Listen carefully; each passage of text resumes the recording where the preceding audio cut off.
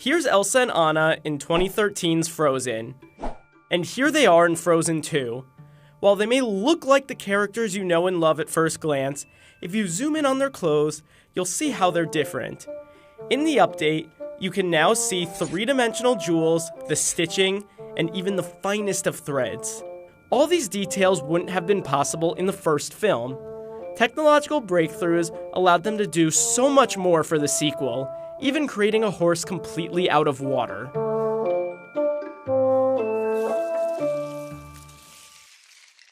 Why did Disney Animation Studios make us wait 6 years between Frozen and Frozen 2? Well, first, it wanted to make sure the original warranted a sequel with a story worth telling.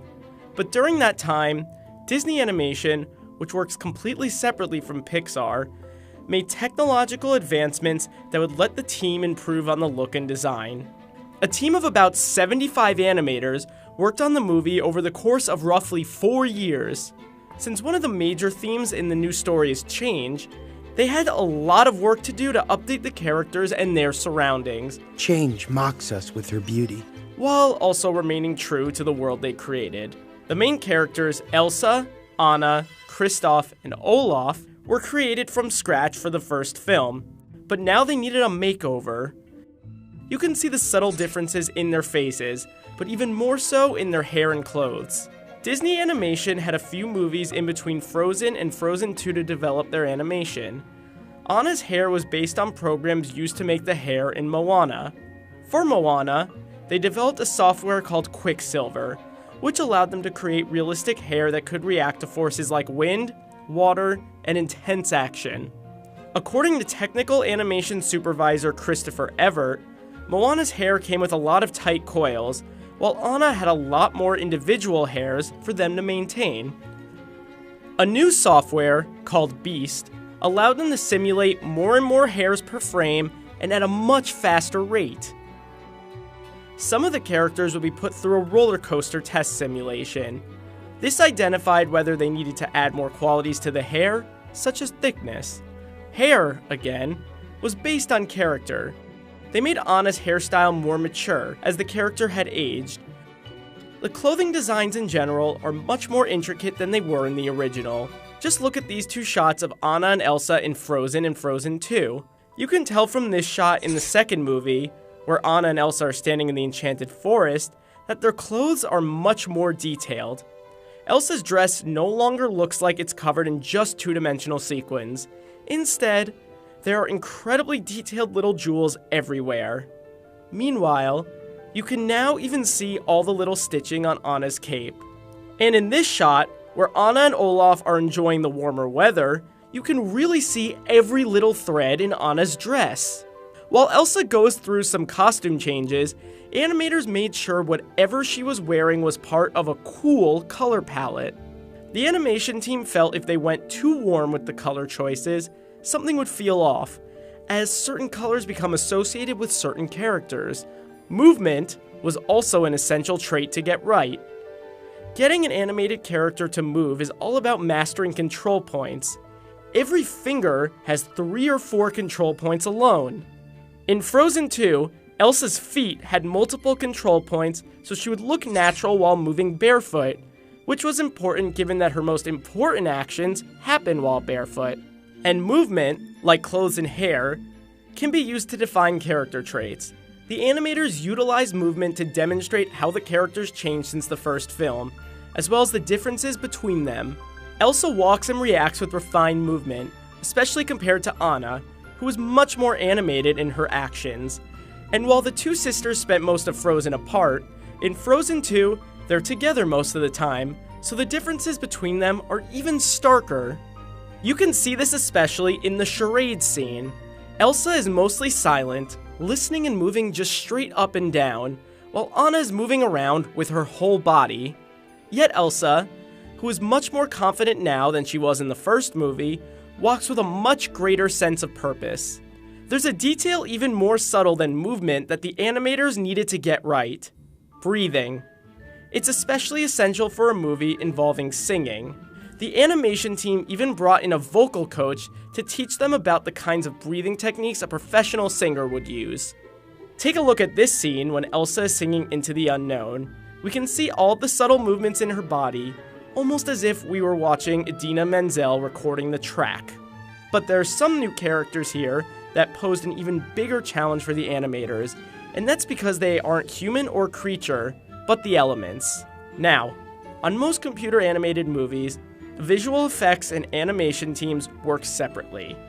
The animators create the characters, and the visual effects team adds computer simulations like weather effects or how a piece of clothing will drape over a character. But what do you do when the effects are your characters?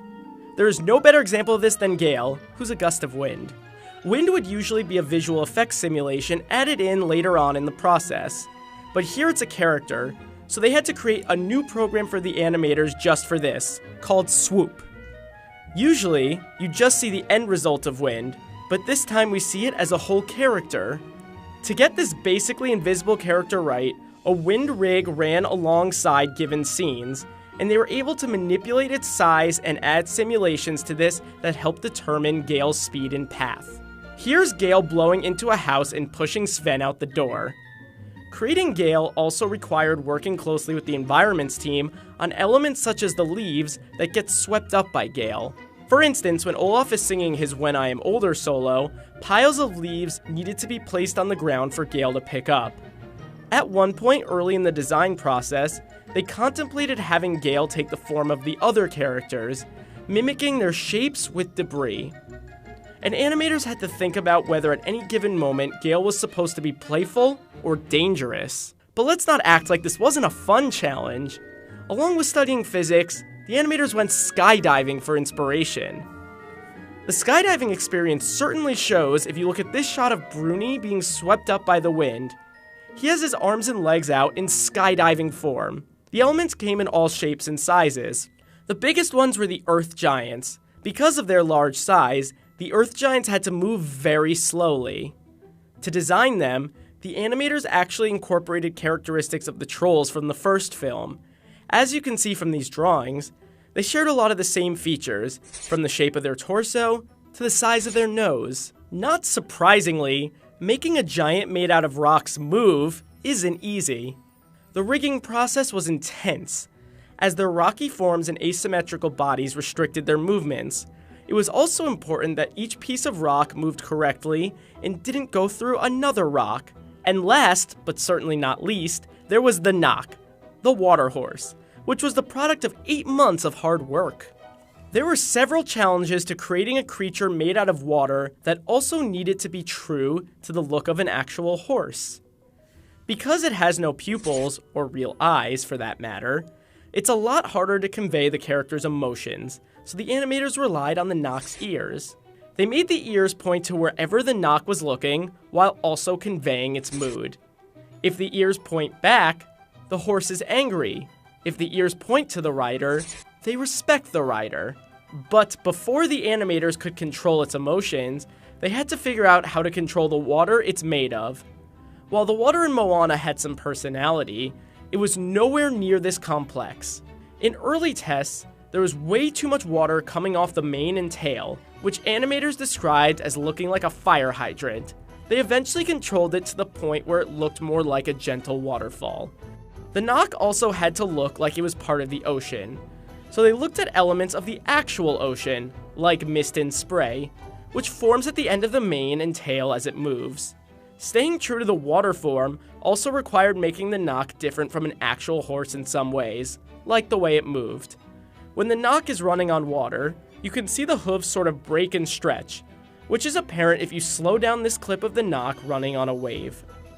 To get a sense of actual horses, animators studied horse anatomy, met with a horse trainer, and actually rode horses.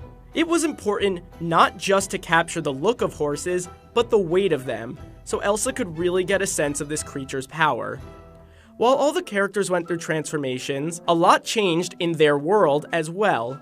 In Frozen, much of the land is covered in snow, so the animators went to Cheyenne, Wyoming to walk through waist-deep snow and see what it would be like for the characters.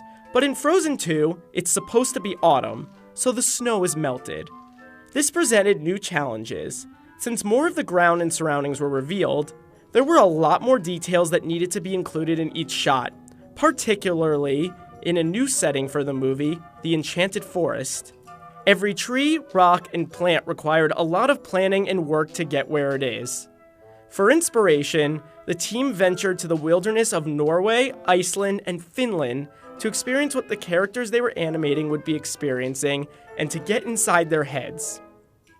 While there, they studied the landscape and the culture and even stood on a glacier to see what it would be like for Elsa to stand on one. They also worked with a botanist to determine what trees and plants would realistically grow in the area. Just like Elsa's outfit, a crucial part of establishing this particular setting was nailing its color palette, which they wanted to be in line with the first movie. As you can see in this shot of the Enchanted Forest, the leaves are mostly orange and magenta. There's barely, if any, yellow, which is a color usually associated with fall. Compare that with this opening scene in Frozen, and you can see how similar they really are. Many of the shots in this forest were purposely shot extra wide, to make the characters feel more alone and isolated. While much of the film takes place in new lands, Frozen 2 also revisits some familiar places, particularly Arendelle. Arendelle is covered in snow for most of the first movie's run, but remember, it's autumn now, so the kingdom needed a makeover of its own. Because buildings were no longer covered in snow, animators had to add lots of new details. They filled in roof details in places where there might have been snow originally, but there were also some buildings designed with colors that were specifically meant to look good with snow and ice. These buildings received a new paint job, so they'd look good against the brand new fall backdrop. One of the big turning points in Frozen 2 happens in the Dark Sea. This is where the Nox scene takes place. Animating realistic water is not easy, and animators used what they'd learned on previous Disney films to make it work. For the Dark Sea, they were largely inspired by Reynisfjara, a black sand beach on the southern coast of Iceland. Nailing this scene required a lot of coordination between the animation team and the visual effects team, and since she was going to be walking on the simulation, it all had to match up perfectly. The animators also mastered some factors about water that you'd never think of, like how sand looks when it gets wet after getting hit by a wave.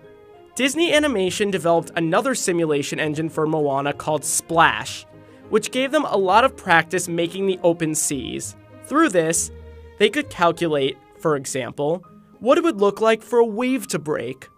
For Moana, the challenge was trying to make the water calm, but for Frozen 2, it was important to make the waves big and overpowering while still seeming real. You can see those realistic waves directly here, as Elsa stares them down on the beach before running in head-on. While these look incredibly realistic, the animators actually pulled back so they didn't look too real. Sure, they now had the tools to make it look like actual water, but sometimes it's more important that your animation looks realistic for the animated fantasy world you're creating, not necessarily for our world. Otherwise, you take away from the magic that started it all back in 2013.